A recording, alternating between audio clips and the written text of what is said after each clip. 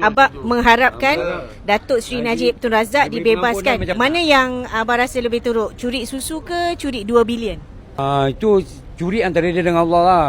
Tapi dia sebagai pemimpin dia banyak bantu rakyat. Saya tak nafikan benda tu. Ni cakap jujur. Itu dia curi duit rakyat ke, dia curi duit negara itu kita tak boleh hukum dia pasal kita pun tak nampak. Dari dulu kini dan selamanya saya akan pilih parti berwarna biru kerana itu adalah parti orang Melayu. Itulah yang dapat disimpulkan dari kenyataan seorang individu apabila beliau mendedahkan parti yang akan disokong sehubungan dengan pilihan raya negeri Johor yang bakal berlangsung Sabtu ini.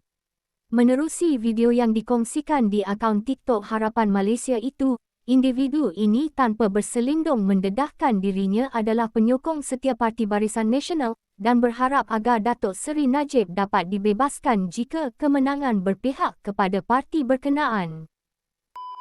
Biru ke merah? Kalau saya dari dulu kini dan selamanya biru lah. Biru. Yes. Kenapa tu? Kita orang Melayu kena parti Melayu lah. Ya ke? Abang setuju tak Najib dibebaskan seperti apa yang parti biru nak? Saya mengharap macam itulah. Saya mengharap. Maksudnya abang setujulah. Abang mengharapkan Datuk Seri Najib Tun Razak dibebaskan. Mana yang abang rasa lebih teruk? Curi susu ke curi 2 bilion? Itu curi antara dia dengan Allah lah.